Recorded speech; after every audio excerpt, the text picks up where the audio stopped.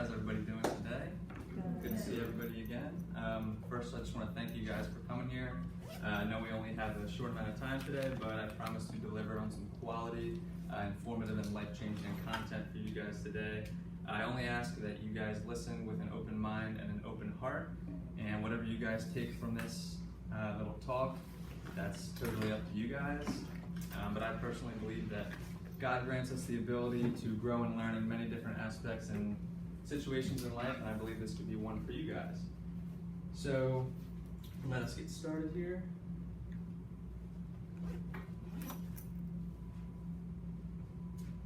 Okay, so talking about the human body as a whole, human body is very organized, it's very intricate, there's a lot of things that go into keeping us who we are physically. And one of those things is going to be homeostasis. So what do I mean by that? Homeostasis could be described as the way for the body to achieve balance for any given circumstance. If something goes a little too high, like blood pressure, the body's going to be able to bring that back down to normal. If we get a paper cut, we don't touch that paper cut and let the body do it, the body's going to bring that back to normal by healing that cut. So always striving for balance.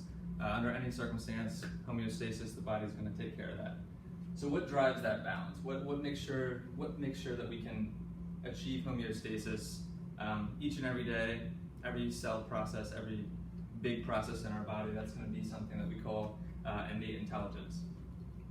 So innate intelligence can be described as an inborn wisdom within the body that governs its ability to heal from within. So like I was talking about that paper cut, we don't have to touch that paper cut. The body's ultimately going to decide, what steps do we have to take to heal that paper cut from within.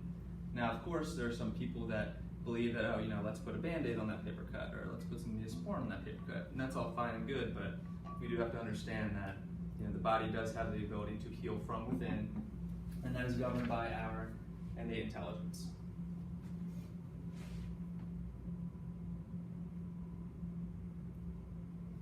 Okay, going a little bit deeper into the body, we have the nervous system.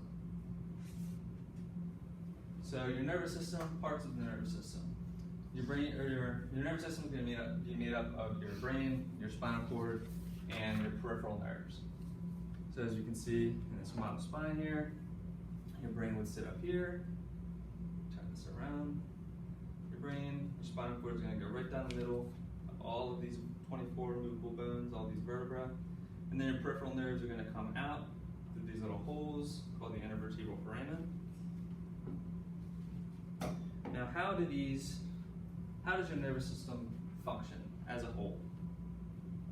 So the way it will work is your brain is going to send mental impulses down your spine and across these nerves to each and every part of your body. Every muscle, every organ gets a nerve that goes to it.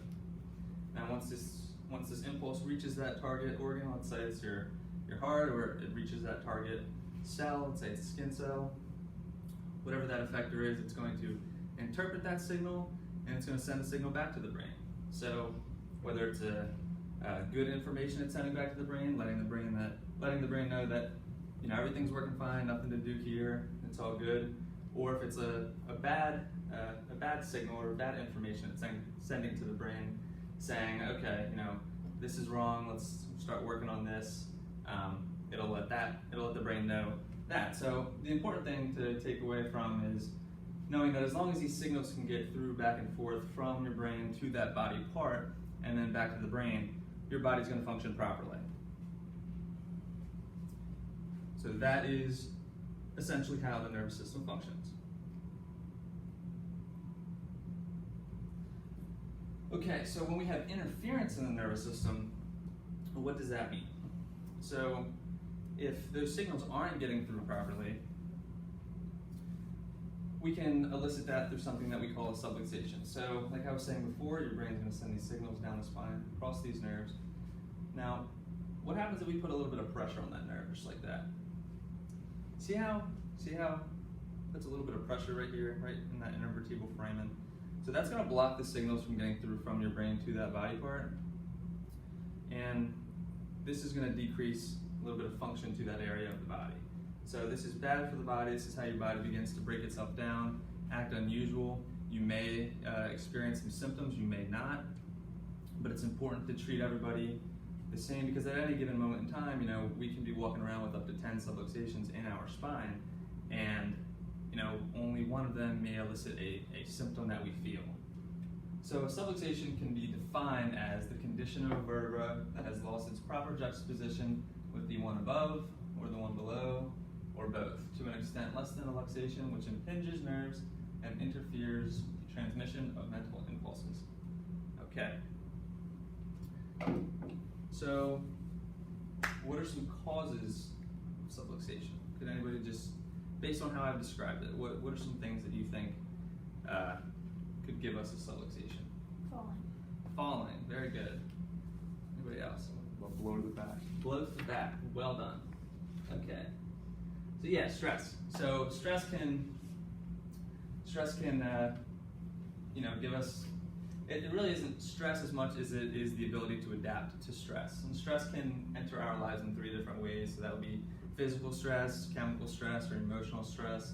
So like you said, falling or a blow to the back, that would be physical stress. Chemical stress, the way our body interprets the things that we put in our body, whether it's medication or something within our diet, bad food, that would be an example of chemical stress. Emotional stress is often one of the most underlooked things, but mental stress, if you're dealing with a lot of mental stress, whether it be at home or at school, that also can affect hormone levels in your body and the nervous system within your body, and the expression of that emotional or mental stress, that can put a lot of pressure on your body, on your nervous system as well. So that can also cause subluxation. So, like I said, it's the inability to adapt to these stress. If you're adapting to these stressors in your life, then that's great, and you'll be okay. But the inability to adapt is what gives us these subluxations here. So now, what are some effects of subluxation? Does anybody have a guess? Dysfunction. No. Dysfunction. Okay. So I should say dysfunction is the only direct effect of subluxation. There are many indirect things, indirect effects of subluxation, like you said, pain. That would be an indirect effect of subluxation, because that would be the body's interpretation of that subluxation. Dysfunction is the only direct effect of subluxation, because when we have this subluxation in the spine, right? Let's say we come right in the middle of the spine, we're going to put a subluxation on a nerve that goes to the heart, right? So the heart's still going to function, but it's not going to function 100% as if there wasn't a subluxation in the spine. So when we put that interference in the nerve that goes to the heart, get a better subluxation here. When we put a subluxation in the nerve that goes to the heart isn't going to be functioning properly. So that would be a direct effect right there. That would be dysfunction. So when we talk about dysfunction, we really just mean a lack of nerve flow to a specific part of the body. Let me just adjust that real quick. Nice. Okay, and a fun fact, of course.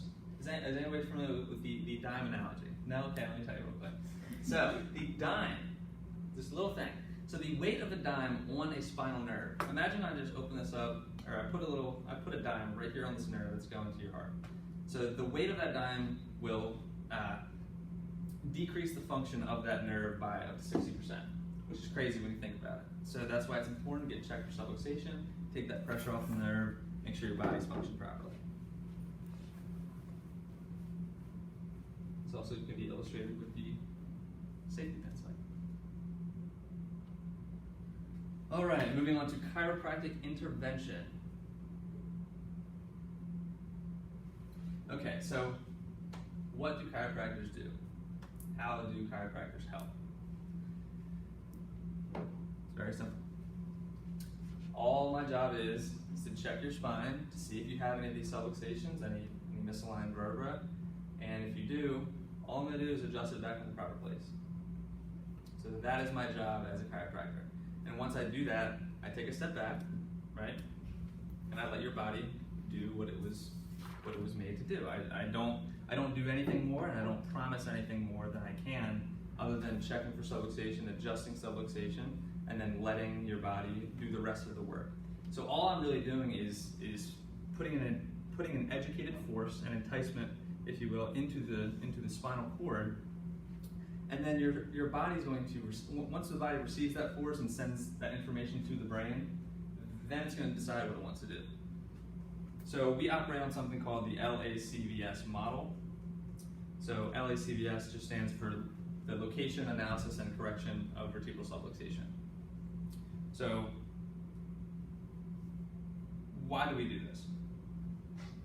So we do this with the intent, which is very important. So every chiropractor is going to have a different intent. But my intent as a chiropractor is to do what I just said, which is remove subluxation with the intent of restoring maximum flow to the nervous system, maximum nervous system function. So when we do that, that's the healthiest that you can be. When your body's functioning to the best of its ability, that's the healthiest that you're going to be. Like I said before about the walking around with up to 10 subluxations in your spine at once, it's important that when somebody comes into my office, I educate them on the basis that we're not treating pain, we're not treating symptoms, we're not treating conditions, because if there's 10 subluxations in your spine, but only one of them has a symptom related to it, does that mean that there's other 10, or there's other 9 subluxations aren't important? No, of course not. They're still inhibiting the function of your nervous system. So it's important to know that when I check you and when I adjust you, I'm not doing it to take away a headache. I'm not doing it to take away a backache or any sort of neck pain. I'm doing it just to get rid of the subluxations, because I know that you're better off living your life without subluxation than you are with subluxation. See, we help a little bit. Okay. Now, we've gone through our lives with many different ideas of what health is, and we've had many different definitions of health. But I like to define health as 2 words. I don't know if I put this in here or not. Nope. Okay. I like to define health as 2 words. Body, function. So what does that mean? What do I mean by that? So if you have good body function, if you have optimal body function, if you have 100% body function, that is the healthiest that you can possibly be, is at 100% body function. All your nerves, all your organs, they're all working at 100%, then that would make you healthy. That's just how that would be. Now, if you have 50% or 30% or 10% body function, you have liver failure or kidney failure or something like that, that would make you in absence of health, or poor health, if you will. So I say that because I like to make a point of saying that structure determines function. So when the structure of everything is working properly, then the function of that thing is going to work properly. So in the spine, this whole thing obviously is one big structure here. So if we alter the structure of the spine, given the subluxation here, that's going to alter the function of that associated spinal level. So there are some contributors to health, and there are some inhibitors of health. So what are some things that contribute to someone who has good health? Something like that. Diet, very good. It's over there. Exercise, yes, good, awesome, perfect. That's great. That's great. That allows the body to function in the best way that it can function. And what are some inhibitors of health? Something that now, given the definition of health that I gave you guys, body function. So good body function would be good health. So what are some things that would inhibit that health? Stress. Smoking. Right. So almost. Yeah. So subluxation, right? Yeah. So the inability to adapt to that stress, or that stress going to give us that subluxation. It's going to decrease that function, and it's going to limit our health. So when we're not functioning properly, we're limiting our ourselves in the amount of health that we can express. So what makes us different? Yeah, cool little thing here. Some healthy kidneys, some unhealthy kidneys, if I will. Okay, so yeah, what makes us different from other professions? Physical therapists, medical doctors, osteopaths, you name it. Any other healthcare profession, chiropractic is unique, and that is because we are the only profession to view the body as a whole. Now, if you go to an osteopath, you're looking to get some bone treatment. If you go to a dermatologist, you're looking to get some skin treatment, podiatrist, feet treatment, things like that. So we view the body as a whole because we have the basis of understanding, like I just shared with you guys, that the nervous system controls everything. So if we approach the body as a whole to take care of the nervous system, then we can understand that if the nervous system is in proper arrangement, then the whole body's going to be in proper arrangement, and that's good. So that would be what we call healthcare. So we're making sure the whole body is healthy. So how do we compare that with sick care, I like to call it? So if you go to a medical doctor, let's say you have strep throat, that doctor is going to treat you for your strep throat because you're sick. And in that moment, you want to not be sick. So to get unsick, if you will, you're going to go to somebody that provides sick care, like a doctor. Now, this is different from a chiropractor because we do what I just described as healthcare. So we go to the chiropractor to make sure that we can still be healthy. We preserve our health.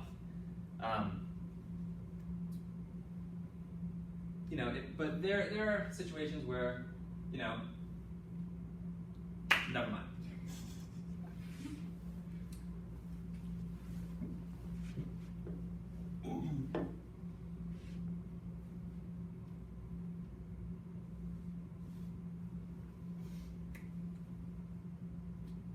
Okay. Why is it important to visit a chiropractor regularly, even when you're not feeling any pain, even when you're not feeling any symptoms? It's important to keep getting checked because we want to make sure that we're still living subluxation free. We want to make sure that our adjustments are holding. We want to make sure that our body's functioning the best that it can. So the importance of getting checked is really just to improve our total body function. When we improve our total body function, we'll be improving our health, we'll be living the best way that we can possibly be living. Now we want to maintain this because if I bring you in, and let's just say you're a new patient, I check your spine, see if you have any subluxations, I adjust your spine, and I tell you to come back in a week, or I tell you to come back in 5 days, whatever it may be. If you come back and I check your spine and that subluxation is still there, I'm going to adjust it again. So that subluxation didn't hold in that instance. So we want to make sure that your adjustments are holding, because when they are holding, that means you're functioning the best that you can. So we'll send you on your way. We'll tell you to come back in 2 weeks now, or a month, and we'll keep that process going until we find more subluxation in the spine. And it's just an ongoing process to make sure that we're functioning the best we can, we're living as healthy as we can.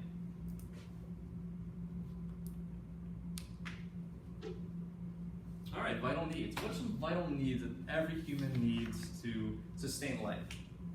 Food, very good. How long can we last without food? Weeks, right. 3 weeks, good. All right, what would the next tier, what are some other things that we need to sustain life? Water. Oh my gosh, that's great. You're great. Water, 3 days. Might be a little more than that, but yeah. Okay, what else? What else can we not live without? Oxygen, right? If we hold our breath too long, asphyxiation, lack of oxygen to the brain, we can no longer sustain life. All right, so if these 3 things increase in importance as we go up this little pyramid here, what could you guys think would be at the top of this pyramid? Something that just we absolutely need. If we don't have it, we can't live. Nerve supply. That's great. That's awesome. Yes. So a nerve supply, right? In medieval times, when somebody did something really, really wrong, they sent them to the guillotine. They lost their life within seconds, right? So if the nervous system has the power to just, when severed or when inhibited, if it has the power to completely end your life, then it definitely has the power to decrease the expression of your life within the body. So we want to make sure we're taking care of this nervous system and maintaining a proper nerve supply throughout the body each and every day. All right, to close here, I just want to share with you my vision and also a call to action for you guys. So it is my vision that every man, woman, and child have the opportunity to visit with and be checked by a chiropractor from birth to ensure a healthy, long-lasting, and fortuitous life. Now, my call to action to you guys would be if you took anything from this presentation, anything to heart, anything personally that you just can't wait to get home and talk to your spouse about or talk to your kids about, just go ahead and share that information with your friends, with your family, and see how they react to it, interpret it, if they like it, if they don't like it, and have them come in for a spinal workshop, or have them bring them into one of your adjustments, and I'd like to show them myself what chiropractic is all about. And for you guys individually, if you took anything from this presentation that